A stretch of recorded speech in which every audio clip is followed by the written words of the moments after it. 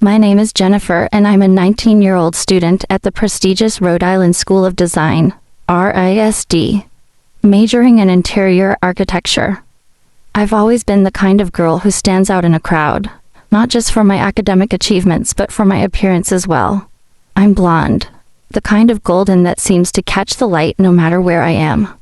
Standing at 5'7", I keep myself in impeccable shape, with a fitness routine that has sculpted my body into what I proudly call fit.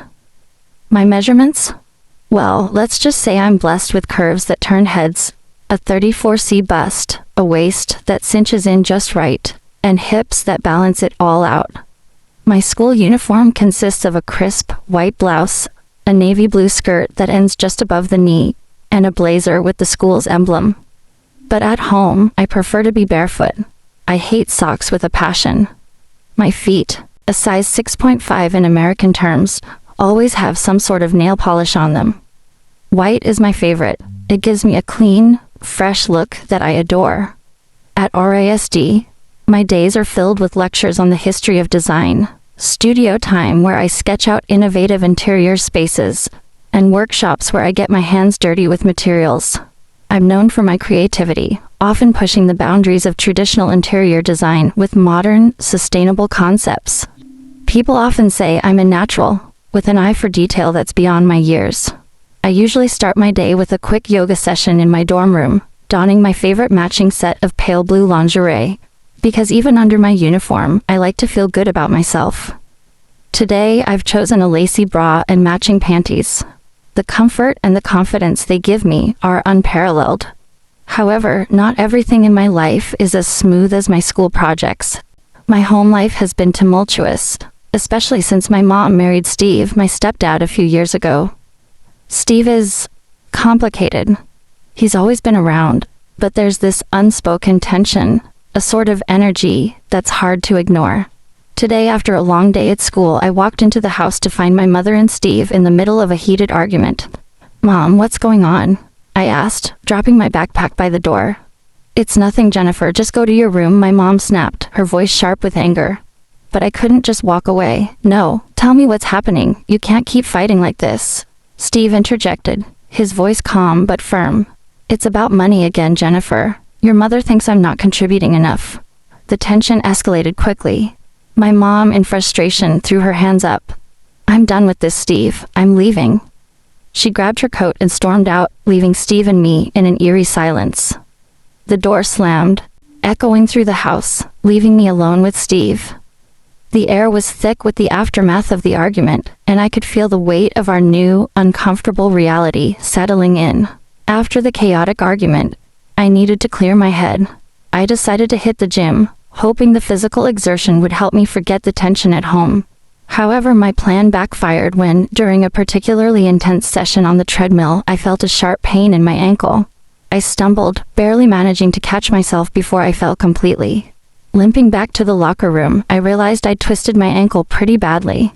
The pain was sharp, and I knew I wouldn't be running or even walking comfortably for a while. I managed to get back home, every step a reminder of my clumsiness.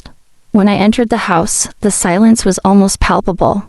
Steve was in the living room, reading, trying to act as if everything was normal. "Hey, Steve," I called out, more out of necessity than any desire for conversation. "I think I hurt my ankle at the gym." He looked up from his book, concern crossing his face. "Are you okay? What happened?" "I was running and I just twisted it. It hurts a lot," I admitted, hobbling towards the couch.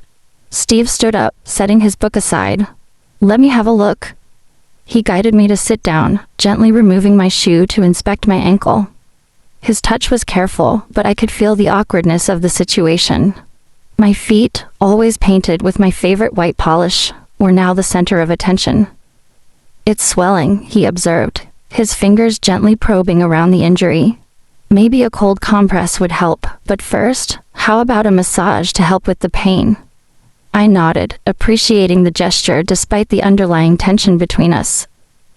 "That would be nice, thanks." Steve's hands were surprisingly gentle as they worked on my ankle, the warmth of his touch contrasting with the cold air on my bare feet. I couldn't help but be aware of how personal this moment was, how it felt like crossing into new, uncharted territory.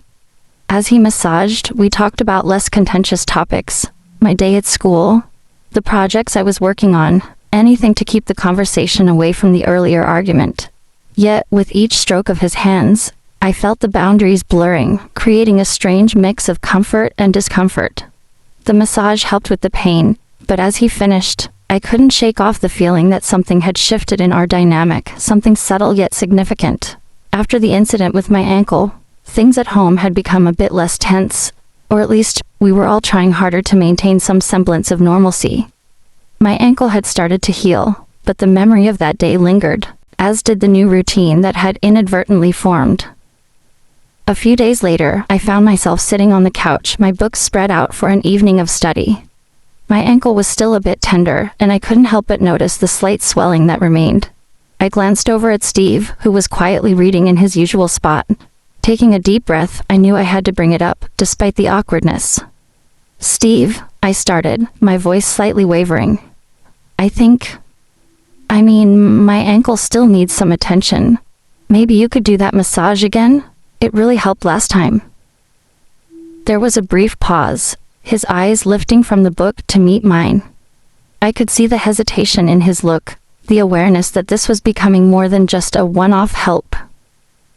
"Of course," he said, setting his book down with a deliberate slowness. "We should keep the swelling down." He moved over to where I was sitting, positioning himself in front of me. The room felt smaller, the air heavier. He took my foot in his hands again, his touch now familiar, yet each time felt like stepping into new territory. "I appreciate this," I mumbled, feeling the heat in my cheeks. "I know it's kind of weird, but it's part of the routine now, I guess." Steve nodded, his hands working with a practiced ease. "It's okay, Jennifer.